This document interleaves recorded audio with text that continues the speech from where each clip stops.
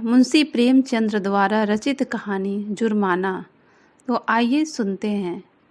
ऐसा शायद ही कोई महीना जाता कि अल्लाह रखी के वेतन से कुछ जुर्माना न कट जाता। कभी कभी तो 6 रुपये के 5 रुपये ही मिलते हैं, लेकिन वह सब कुछ सहकर भी सफाई के दारोगा मोहम्मद खैरात अली खां के चंगुल में कभी न आती। खां साहब की मताहती में सैकड़ों मेहतरानियाँ थीं। किसी का वेतन ना कटता, किसी पर जुर्माना ना होता, ना डांट ही पड़ती। खां साहब नेक नाम थे, दयालु थे, लेकिन अल्लाह रखी उनके हाथों बार बार ताड़ना पाती थी।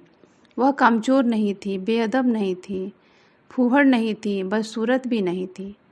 पहर रात को इस ठंड के दिनों में वह झाड़ू लेकर निकल जाती और 9 बजे एकचित होकर सड़क पर झाड़ू लगाती, लेकिन फिर भी उस पर जुर्माना हो जाता।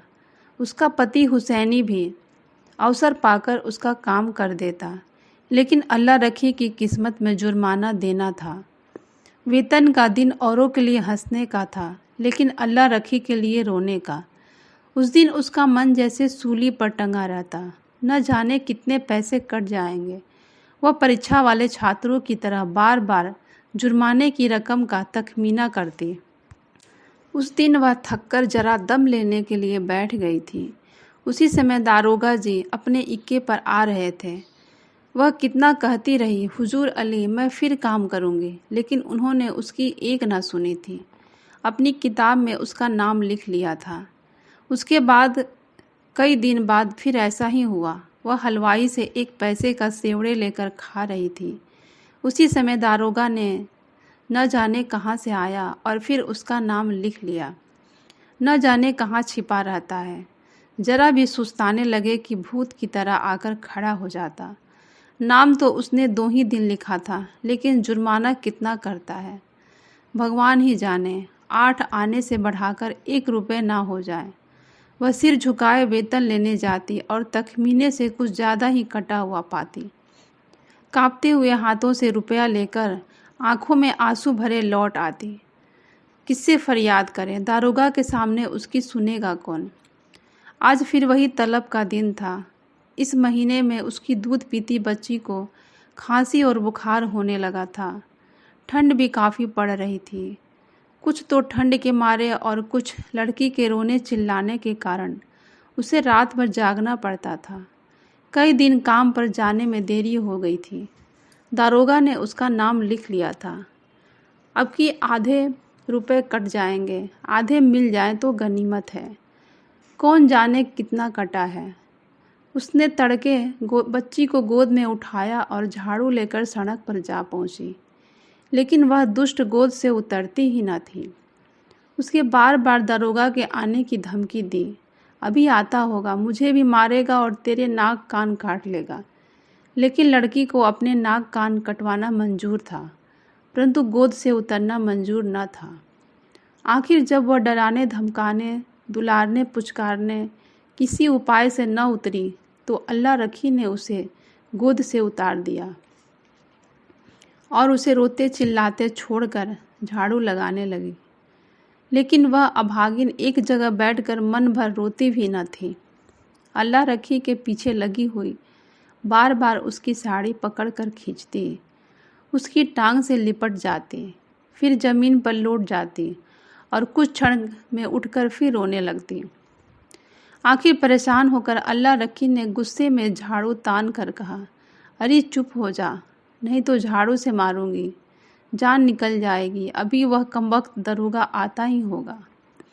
अभी अल्लाह रखी अपनी बेटी को धमका ही रही थी कि तभी दारोगा खैरात अली वहाँ आ धमके। उन्हें देखकर अल्लाह रखी के चेहरे का रंग उड़ गया। दिल धक धक करने लगा। मन ही मन कहने लगी, या मेरे अल्लाह, कहीं इसने सुन न लिया हो, मेरी आंखें फूट जाए। सामने से आया और मैंने देखा तक नहीं। कौन जानता था आज साइकिल पर आ रहा है, रोज़ तो इक्के पर आता था। वह झाड़ू हाथ में लिए निःशब्द खड़ी रह गई। दारोगा ने उसे डांटते हुए कहा, काम करने चलती है तो एक पुछिल्ला साथ ले लेती है, इसे घर पर क्यों नहीं छोड़ आई? अल्लाह रखी ने दीनता भरे स्वर में कहा, हुजूर इसकी तबीयत ठीक नहीं है, घर पर किसके पास छोड़ आती? दारोगा, क्या हुआ है इसको? अल्लाह रखी, हुजूर इसे बुखार है। दारोगा, और तू इसे इस तरह छोड़कर रुला रही है, यह मरेगी कि जिएगी? अल्लाह रखी, हुजूर अगर मैं इसे गोद में लिए रहूं तो काम कैसे करूंगी? दारोगा, तो छुट्टी क्यों नहीं ले लेती? अल्लाह रखी, वेतन कट जाता है हुजूर, गुजारा कैसे होगा? दारोगा, इसे उठा ले और घर ले जा। हुसैनी लौट कर आए तो इधर झाड़ू लगाने के लिए भेज देना। अल्लाह रखी ने लड़की को उठा लिया और चलने को हुई। तब दारोगा ने पूछा, मुझे गाली क्यों दे रही थी? यह सुन अल्लाह रखी की रही सही जान भी निकल गई। काटो तो खून नहीं, थर थर काँपती हुई बोली, नहीं हुजूर, मेरी आंखें फूट जाए जो आपको गाली दूं। यह कहकर वह फूट फूट कर रोने लगी। शाम के समय हुसैनी और अल्लाह रखी दोनों वेतन लेने को चल पड़े। अल्लाह रखी बहुत उदास थी। हुसैनी ने उसे सतावना देते हुए कहा, अरे तू इतनी उदास क्यों है? वेतन ही कटेगा ना, कटने दे। आज से मैं तेरी जान की कसम खाता हूँ कि एक घूंट दारू या ताड़ी नहीं पीऊँगा। अल्लाह रखी घबराते हुए बोली, मुझे डर है कहीं नौकरी से ना निकाल दे, मेरी जीभ जल जाए। हुसैनी ने उसे समझाते हुए कहा, नौकरी से निकाल देगा तो निकाल दे, भगवान उसका भला करे, कहाँ तक रोएं। अल्लाह रखी बोली, तुम मुझे नाहक के लिए चलते हो, वहाँ सब के सब मुझ पर हंसेंगे। हुसैनी बोला, अगर वह तुम्हें नौकरी से निकालेगा तो मैं पूछूंगा नहीं कि किस इल्ज़ाम पर निकाल रहे हो? गाली देते किसने सुना? कोई अंधेर है जिसे चाहे निकाल दे और जब चाहे सुनवाई नहीं हो तो पंचों से फरियाद करूंगा, चौधरी के दरवाजे पर सिर पटक दूंगा। अल्लाह रखी बोली, अगर पहले से ही ऐसी एकता होती तो दरोगा इतना जुर्माना न करने पाता। हुसैनी बोला, पगली, जितना बड़ा रोग होता है उतनी दवा होती है। हुसैनी के समझाने पर भी अल्लाह रखी का मन शांत ना हुआ। मुख पर विषाद के धुआं सा छाया हुआ था। दरोगा क्यों गाली सुनकर भी बिगड़ा नहीं? उसी वक्त उसे क्यों नहीं निकाल दिया? वह उसकी समझ में नहीं आ रहा था। वह कुछ दयालु भी मालूम होता था। उसका रहस्य वह समझ नहीं पाती थी। और जो चीज़ हमारी समझ में नहीं आता उससे हम डरते हैं। केवल जुर्माना करना होता तो उसके किताब पर उसका नाम लिखा होता। उसको निकाल बाहर करने का निश्चय हो चुका है, तभी दयालु हो गया था। उसने सुना हुआ था कि उन्हें फांसी दी जाती है, उन्हें अंत समय में खूब मिठाई खिलाई जाती है, जिससे मिलना चाहे उससे मिलने दिया जाता है। आज तो वह निश्चय ही मुझे नौकरी से निकाल देगा। इसी सोच विचार में अल्लाह रखी हुसैनी के साथ म्यूनसिपैलिटी के दफ्तर पर जा पहुँचे। वह हजारों मेहतरानियाँ जमा थी, रंग बिरंगे कपड़े पहने, बनाव सिंगार किए। पान सिगरेट वाले भी आ गए थे, खोचे वाले भी। पठानों का एक दल भी अपने असमियों को से रुपए वसूलने के लिए आ पहुंचा था। वह दोनों भी वहां जाकर खड़े हो गए। वेतन बंटने लगा। पहले मेहतरानियों का नंबर था, जिसका नाम पुकारा जाता लपक कर जाती और अपने रुपए लेकर दरोगा जी को मुफ्त की दुआएं देती हुई चली जाती। चंपा के बाद अल्लाह रखी का नाम बराबर पुकारा जाता था। आज अल्लाह रखी का नाम उड़ गया। चंपा के बाद जहूरन का नाम पुकारा गया, जो अल्लाह रखी के नीचे था। अल्लाह रखी ने हताश आंखों से हुसैनी को देखा। मेहतरानियाँ उसे देख देख कर आपस में कानाफूसी करने लगी।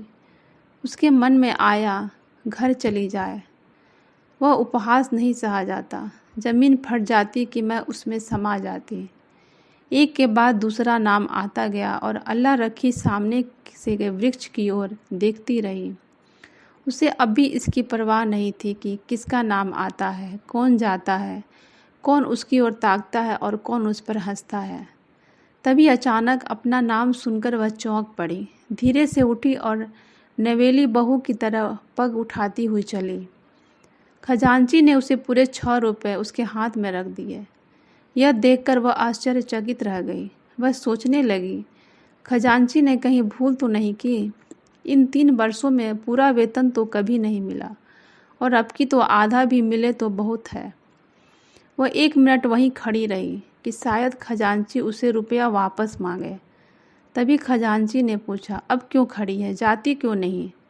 तब वह धीरे से बोली, यह तो पूरे रुपए हैं।